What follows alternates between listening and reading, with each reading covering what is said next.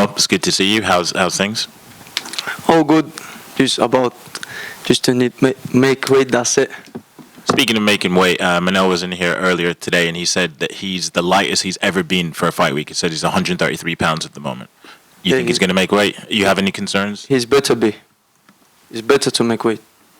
Fair enough. And it's well documented that you're from this area, from Wigan, Greater Manchester. I mean, how does it feel for you to be able to finally compete here? It's amazing. Especially I have been at UFC 204 at this hotel, seeing a guy from our region, Alberto Mena, fighting against Leon Edwards that time, and now I'm fighting myself at UFC 304, and it's amazing to fight in Manchester. Did you always know when you were there watching the Bisping-Henderson fight that you would one day be competing here? Of course, I think I got motivated first from UFC when Michael Bisping fought Anderson Silva in London. I was at the card. My brother Rustam Khabilov fought against Norman Park that time, and then I came to UFC second time in Manchester, and I got motivated. And I believe a lot of young generation will sit in the crowd watching us fighters, and will be in that cage one day. And a lot of people, I think the general consensus is that Manel is going to be the toughest test of your career. How do you assess this fight and matchup? Every fight somebody is saying it's your toughest test. Toughest test is myself to get inside the octagon in shape without getting sick. That's it. All of them, they're all same. 2 legs, 2 arms, 1 head. What's special about them is all about mentality, and I'm undefeated, and he has 6 defeats on his record. That shows difference. And I gotta ask, you must have seen the chopping and changing and positioning of your fight. At one point it was a feature prelim, now it's on the early prelims. Do you have any understanding as to why that's changed? Maybe my style is boring. Maybe Manel is 50-50 that they're scared to if he makes weight or not. But it doesn't matter what time to beat him. And do you think a win over Manel will get you that title shot against Pantoja? I think if it's excited fight as people want to see, these casuals, and if they want to see if they see excited fight, I think everyone gonna talk about that. I deserve this, but I think I deserve even earlier. But whatever, yeah. It doesn't matter when to fight them. I have to fight them all anyway. Mohammed, in front right here. Manel was in here and he alluded to something along the lines of you don't train at ATT anymore because Pantoja would tap you out a lot. Do you think he's just making that up, or where is he getting the story from? 100% he made that up. I have trained with Pantoja's coach, Parumpa, in his gym. I have trained with him. There's definitely between me and Pantoja equal rounds, like everybody's seen in the gym. I want to lie, but why he's worried who tapped me out? I do get tapped in the gym. I do get knocked down in the gym. I do lose rounds in the gym. Okay, that's the gym. Shoot your mouth, man. On his Instagram, he also posted like he's been training with Umar and Tagir, and Habib was training, FaceTiming him, and he captioned it, if I don't go to Dagestan, Dagestan comes to me, and then he said that I feel more Dagestani than you do.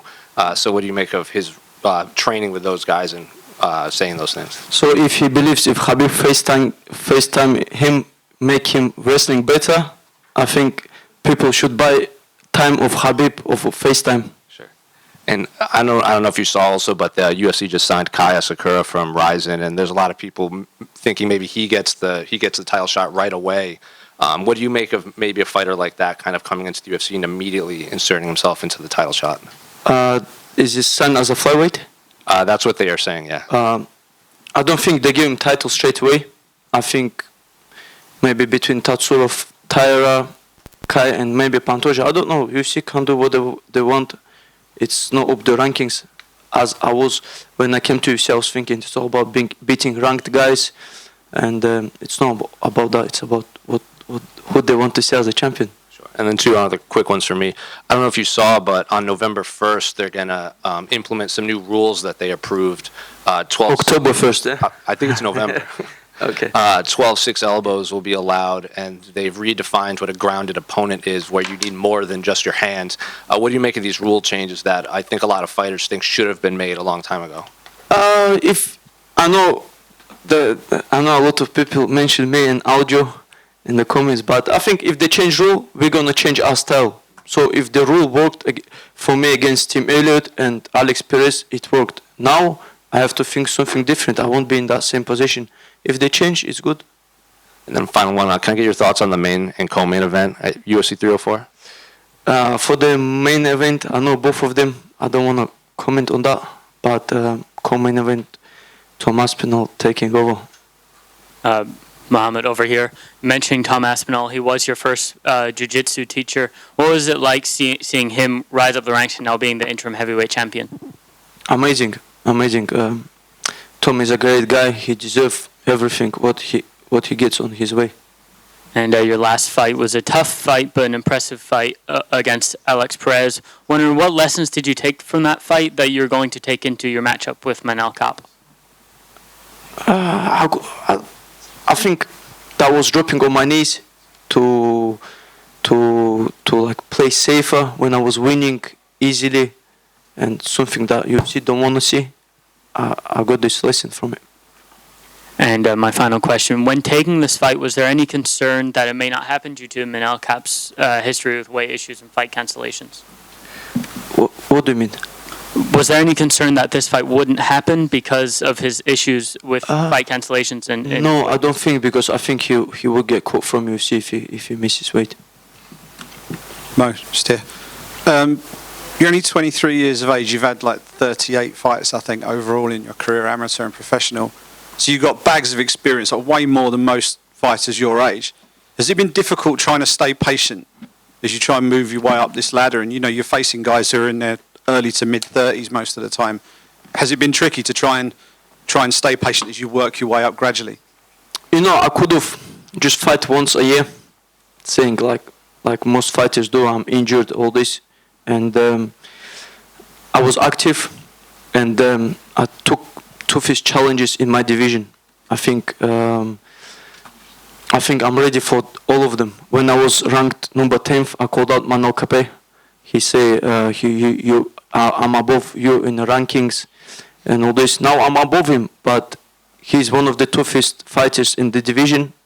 I accepted fight against him. He's below me, so I'll always look for the challenge. If you win this one on Saturday, how many wins away do you think you are from a title shot, or do you think the next one could be a title fight?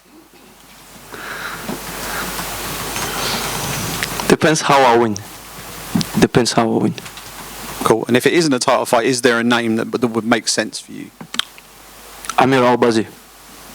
Thanks very much. Why specifically Amir Albazi? I don't like this little rat. What?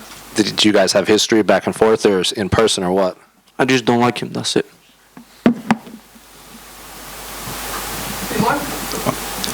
Твой бой из основного карда был перенесен сначала в прелим, а потом в ранние прелимы. Для тебя это плюс, учитывая, как поздно по английскому времени будет начинаться карта? Для меня вообще нет разницы. Я так поздно спать ложусь. Во сколько выиграет Манел Капе, какая разница? Ну, то есть в 4 часа утра для тебя подраться не было проблемой? Вообще нет. Капе назвал себя лучшим бойцом твоего дивизиона. Как ты можешь прокомментировать? Согласен? Ну, если он был бы лучшим в моем дивизионе, он выиграл бы хотя бы одного человека из 115. У него 0 побед из 115 с бойцами. Но нужно говорить о статистике тоже. Ты готовился к этому бою в Дагестане. В чем главное преимущество работы там перед Англией, кроме того, что там высокогорье? Спарринг-партнеры, голодные, молодые ребята, которые приходят, помогают, зарубаются так же, как и в боях, и хотят себя проявить в зале. Я работаю с такими. Тебе уже похожий вопрос задавали по поводу титульного боя. Очень много слухов о том, что он будет в твоем дивизионе в ноябре в Нью-Йорке, он тоже будет с Тацурой драться. Если этот бой случится, то твой титульный бой, получается, будет не раньше 2025 года. Ты готов ждать или планируешь провести какой-то поединок еще в этом году? Я готов подраться даже в октябре в Абу-Даби. Как вы видите, я очень активный боец. Я за 2 года провел 6 боев. Это мой бой. И просто я хочу быть активным. Какая разница, с кем, когда драться? Даже если это будет бой не за пояс? Мне без разницы. И последний вопрос. Ты рассказывал, что болеешь за Анжи, но сейчас в премьер-лигу вышла другая дагестанская команда, Динамо Махачкала. Следишь ли ты за ними? Нет, Анжи навсегда в моем сердце. Только Анжи. Да, Спасибо, хорошего боя. спасибо. Mohamed, Yep. do you have a group of people coming, family or friends from Wigan on Saturday? From Wigan? Yeah. I have couple people, yeah. Yeah, and how proud, obviously, you're representing not just the UK, but the town and the borough that made you. Amazing, especially we have like a Wigan youth zone there, and I believe I started there. It looks like just community club, but I'm top 10 in UFC. I started there, and I believe many kids will join that place and get out of from the streets. And the dream is that somebody watches you on Saturday, gets down to the youth zone and becomes the next Mokaev. I hope so. I really want kids get off these bikes, knives, crimes, and stuff like this, and get something. Because if you're healthy, if you do some training in your life, your mind become bulletproof, and doesn't matter if you're like professional athlete or you're constructor, you become strong mentally. Cool. That's it. Yeah.